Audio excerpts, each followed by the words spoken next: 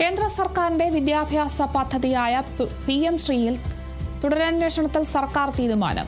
LDF സർക്കാർ പദ്ധതിയിൽ ഒപ്പിട്ട് പണം വാങ്ങിയെന്നും പദ്ധതിയിൽ തുടരാൻ നിർബന്ധിതരായിരിക്കുകയാണെന്നും മുഖ്യമന്ത്രി VD സതീശൻ പറഞ്ഞു.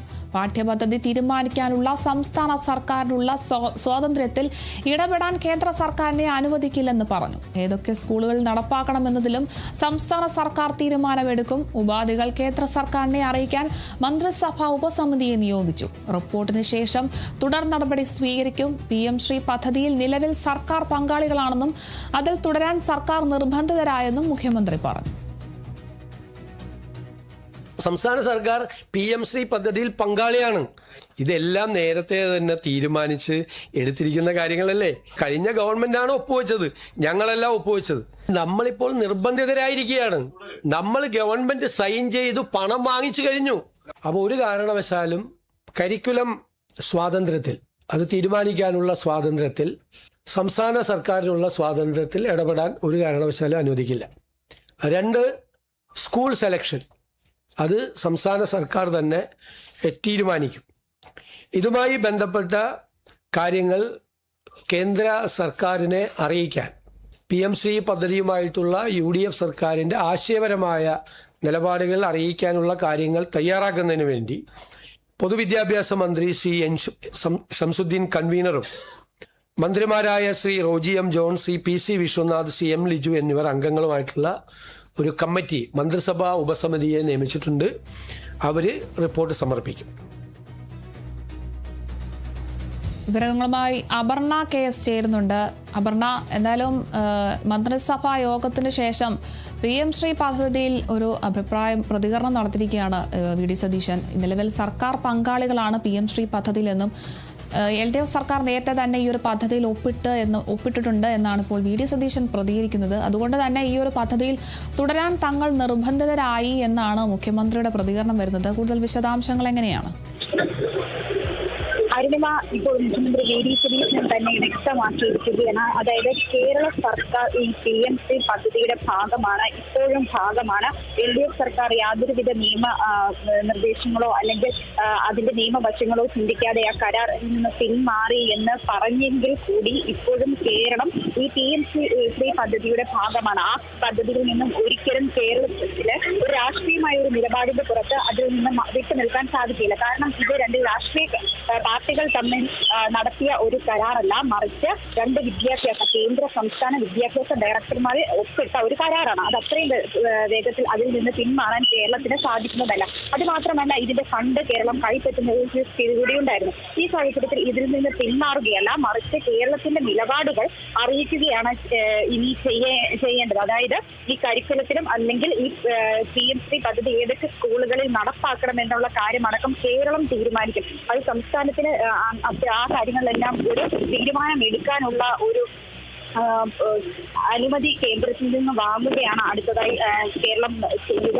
അതിന് BJP ഇതര സംസ്ഥാനങ്ങൾ, അതായത് BJP അല്ലാതെ മറ്റ് പാർട്ടികൾ ഭരിക്കുന്ന സംസ്ഥാനങ്ങളിലെ സർക്കാരുകൾക്കായിട്ട് കൂടി ആലോചന നടത്തി തങ്ങളുടെ ആവശ്യം കേന്ദ്രത്തിന് മുന്നിൽ വെക്കുക എന്നുള്ളതാണ് കേരളത്തിന് മുമ്പിൽ അടുത്തതായി ഉള്ള ഒരു മാർഗം എന്ന് പറയുന്നത്. അപ്പോൾ PM ശ്രീ പദ്ധതി സംബന്ധിച്ച് പറയുകയാണെങ്കിൽ അതിൽ കേരളം ഇപ്പോഴും തുടരുകയാണ്. അതിന്റെ ഫണ്ട് കൈപ്പറ്റിയ ഒരു സംസ്ഥാനമാണ്.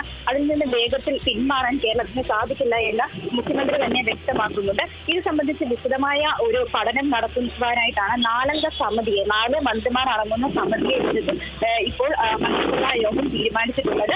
വിദ്യാഭ്യാസ മന്ത്രി Shamsuddin, Roji M. John, PC Vishwanath, M. Liju എന്നിവർ അടങ്ങിയ ഒരു സമിതിയാണ് ഇത്തരത്തിൽ രൂപീകരിച്ചിട്ടുള്ളത്. അവർ വിശദമായിട്ട് ഇതിന്മേൽ ഒരു പഠനം നടത്തും. അതിനുശേഷമാകും മറ്റുള്ള കാര്യങ്ങൾ വ്യക്തമാക്കുക എന്നും മുഖ്യമന്ത്രി പറഞ്ഞിട്ടുണ്ട്. അരുണിമ, ശരി, വ്യക്തമാണ്. എന്തായാലും കേന്ദ്ര സർക്കാരിന്റെ വിദ്യാഭ്യാസ പദ്ധതിയായ PM ശ്രീയിൽ തുടരാനാണ് ഇപ്പോൾ സർക്കാർ തീരുമാനിച്ചിട്ടുള്ളത്.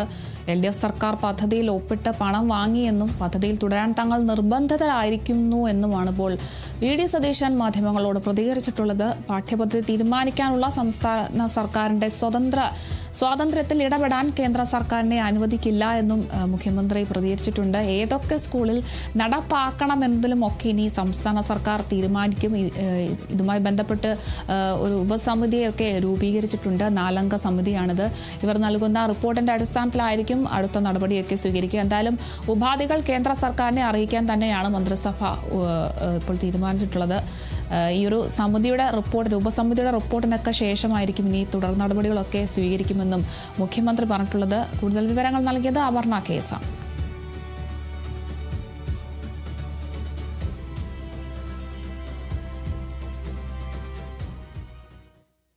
ദേവസ്വം ബോർഡിന്റെ സ്പെഷ്യൽ ഗവൺമെന്റ് പ്ലീഡറായി ശബരിമല സ്വർണ്ണ കവർച്ച കേസിൽ പ്രതിഭാഗം അഭിഭാഷകൻ KB പ്രദീപിനെ നിയമിച്ചതിൽ തെറ്റുതിരുത്തിയെന്നും മുഖ്യമന്ത്രി VD സതീശൻ. നിയമനത്തിന്റെ ഉത്തരവാദിത്തം താൻ ഏറ്റെടുക്കുന്നു. നിയമനത്തിന് മുൻപ് വക്കീലന്മാർ ആർക്കൊക്കെ വേണ്ടി ഹാജരായെന്ന് നോക്കാൻ കഴിയില്ലെന്നും മുഖ്യമന്ത്രി പറഞ്ഞു. ഈ ഇത്രയും പേര് നമ്മൾ പേര് കൊടുക്കുന്ന സമയത്ത് ഇവരാർക്കൊക്കെ വേണ്ടി അപ്പിയർ ചെയ്തൊന്ന് പരിശോധിക്കാനുള്ള സംവിധാനമില്ല. ഞങ്ങൾ വന്നു കഴിഞ്ഞപ്പോൾ ഒരു തെറ്റ് ശ്രദ്ധയിൽപ്പെട്ടു.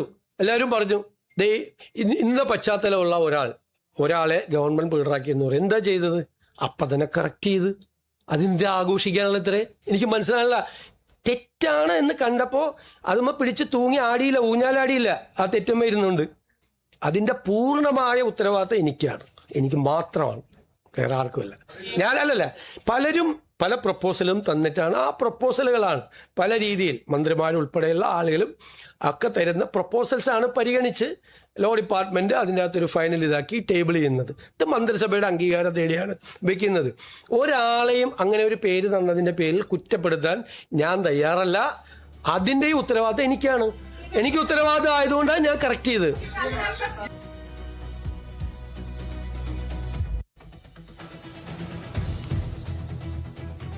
ശബരിമല സ്വർണ്ണ കവർച്ച കേസിൽ പ്രതിഭാഗം അഭിഭാഷകൻ KB പ്രദീപിനെ ദേവസ്വം ബോർഡിന്റെ സ്പെഷ്യൽ ഗവൺമെന്റ് പ്ലീഡറായി നിയമിച്ചത് വലിയ വിമർശനങ്ങളൊക്കെ ഉന്നയിച്ചിരുന്നു. SIT ആണ് പ്രധാനമായും വിമർശനം ഉന്നയിച്ചത്. ഇതിൽ ശബരിമല സ്വർണ്ണ കവർച്ച കേസുമായി ബന്ധപ്പെട്ട് ഒരു രഹസ്യ വിവരങ്ങളൊക്കെ ചോർന്നു പോകാനുള്ള സാധ്യതയുണ്ട് എന്ന് മുന്നിൽ കണ്ടുകൊണ്ട് വലിയ രീതിയിൽ വിമർശനമൊക്കെ ഉയർന്നിരുന്നു. എന്തായാലും ഈ ഒരു വിഷയത്തിൽ ഇപ്പോൾ തെറ്റ് തിരുത്തി എന്നാണ് മുഖ്യമന്ത്രി VD സതീശൻ പ്രതികരിക്കുന്നത്. നിയമനത്തിന്റെ ഉത്തരവാദിത്തം താൻ ഏറ്റെടുക്കുന്നു. നിയമനത്തിന് മുൻപ് വക്കീലന്മാർ ആർക്കൊക്കെ വേണ്ടി ഹാജരായെന്ന് നോക്കാൻ കഴിയില്ല എന്നുമാണ് ഇപ്പോൾ മുഖ്യമന്ത്രി VD സതീശൻ പ്രതികരിക്കുന്നത്.